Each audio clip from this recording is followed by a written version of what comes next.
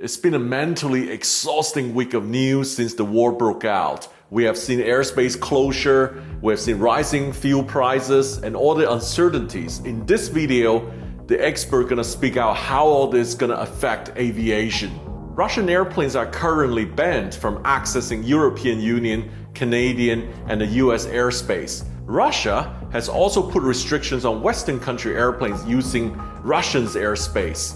So this has really severely impacted the overflying Russian airspace between Asia and Europe. Just have a look at the current Japan Airlines flight from Tokyo to London. Instead of flying over Russia to the west, it actually flies east towards Alaska and Canada and then fly over to London. This has increased the air time to 15 hours. There are still some airlines using the Russian airspace, such as the Chinese carriers, the Korean airlines, and also Air India. Today we have to expect that around between the Ukraine and Moldova and Europe, there are 230 daily flights that will be cancelled. Between the European Union and Russia, 300 flights per day. That's the current situation. That means the closed airspace has a major impact for the operations. This combined with a higher fuel price, which is expected to rise further, gives another burden for the airlines to recover from the COVID pandemic. Airlines have to detour their flights. For example, the Helsinki-Tokyo route, one of the most important flights for Finnair, is now 2,137 nautical miles longer.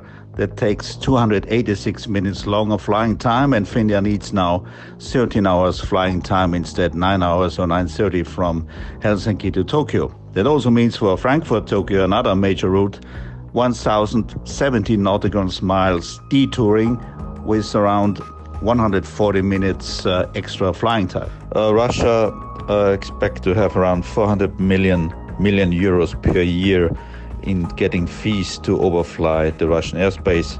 So for some flights over Russia to Asia, an airline have to pay around 60,000 euros to fly once over Asia.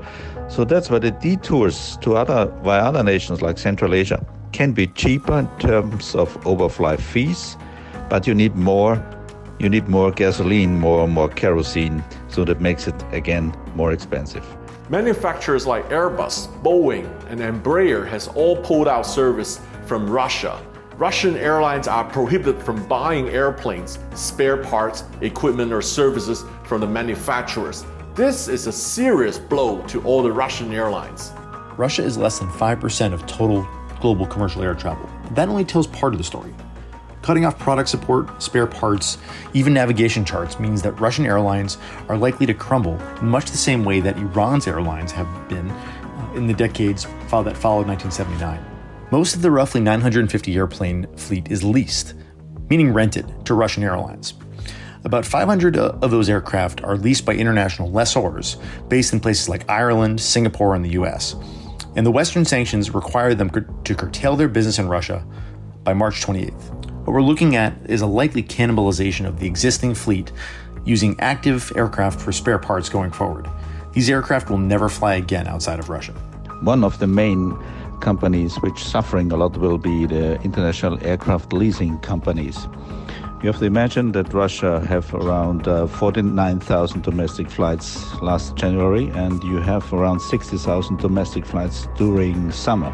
One of the biggest lessor is AirCap from Ireland, I guess. They have around 152 aircrafts in Russia, which is about 5% of their entire fleet, which is leased to Russia. And this brings now quite of problems for them, as they cannot expect that leasing rates will be paid or aircraft can be flown out from Russia as all the airspace is closed.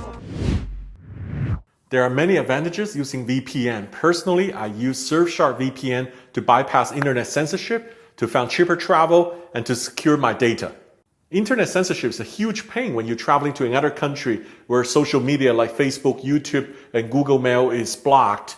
I use Surfshark VPN to hop to another country to bypass the internet restrictions. And even better, I use just one Surfshark VPN subscription to access multiple Netflix library.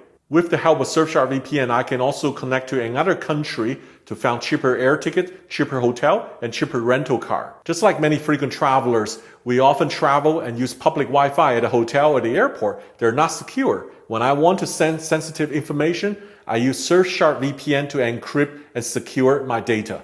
Now, here's the best deal for my viewer. Get Surfshark VPN at surfshark.com/Sam. Enter promo code SAM. You will get more than 80% off and 3 additional months subscription for free.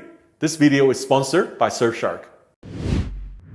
So you might be wondering, if Russian airlines can't get access to Western airplanes, can they actually buy Russian airplanes? Because during the Dubai Air Show, I've actually visited new Russian airplanes, the Irkut MC-21 and also the Sukhoi Superjets. Since the early 2000s, Russia has been trying to establish its own homegrown aircraft industry once again. It had been making progress with the Sukhoi Superjet, a regional jet, and its Irkut MC-21. That's its answer to the Airbus A320 and Boeing 737 MAX. But both have been slowed by sanctions that have been put in place after the annexation of Crimea from Ukraine in 2014. Irkut actually uses a Pratt & Whitney engine, and it was actually certified with that engine at the end of 2021. But now that's off the table. And right now, Irkut and United Engine Corporation is trying to accelerate development. Again, this is before the war, using a Russian-made engine. Ultimately, the sanctions forced Russians to redesign major parts of those airplanes. We won't see them ready for service in any appreciable number in the near future. And that was even before the war. So Russia is a key supplier of titanium, which is used to build composite fuselage of modern airplanes. For the biggest airplane manufacturers, Boeing, Airbus, and Embraer, each is a huge customer of Russian titanium that goes into their airplanes. About 35% of Boeing's, 65% of Airbus's, and 100% of Embraer's comes from Russia. Titanium is the main ingredient for large carbon fiber composite airplanes like the A350 and the 787. There haven't been any restrictions put on these exports yet, but it's definitely something to watch. So Sabre, the world's largest airline ticket booking system, has several ties with Russia's flag carrier Aeroflot, and this severely limits the ability of selling tickets of Aeroflot on the global distribution system. I log on to expertflyer.com, which is a web-based system, tap into the back end of GDS to check on flight sales and availability, and there's no more flights on Aeroflot's display there between Moscow and St. Petersburg. But I do see all the other Russian private airlines still are displaying and selling tickets on the GDS. So with the ongoing war and sanctions, this has really increased the freight prices. Russia has an airline called Air Bridge Cargo, which has 17 Boeing 747 and 1 777, and now they're all grounded. They're unable to do what they usually do, carrying major export cargo from China to Europe through their hubs in Russia. And also don't forget about the oversized cargo markets. Russia and Ukraine has the largest share of the oversized cargo transporter, primarily on the Antonov An-225. This airplane carries like oversized cargo like satellite, generator, and now with the ongoing war, these airplanes are mostly grounded. That's severely hampering the ability and the supply of the oversized cargo transporter in the market right now. While there have been steadily increasing sanctions on Russia over the past 8 years, what we've seen in the past week is stronger than anything the world has ever witnessed in the modern era. Look, the bottom line is the West is targeting sanctions at key parts of the Russian economy, cutting it off from the world as its price for invading Ukraine. Commercial aviation has been a tool for economic warfare for the past 80 years, and we're seeing that front and center today in 2022 as Russian aviation gets reset by 30 years, virtually overnight. So is this the slow end of Russian commercial aviation? Personally, I think with the unprecedented sanction and restriction on airspace, this has severely crippled the ability of the Russian commercial aviation sector. If the sanctions prolongs, and I feel that the Russian commercial aviation is heading to a similar path like those to Iran or North Korea, time will tell. To end today's video, I would like to pay tribute to the world's biggest aircraft transporter, the Antonov An-225 Mriya, which has been destroyed, unfortunately, by the Russian forces. I hope peace will prevail soon, and thanks for watching.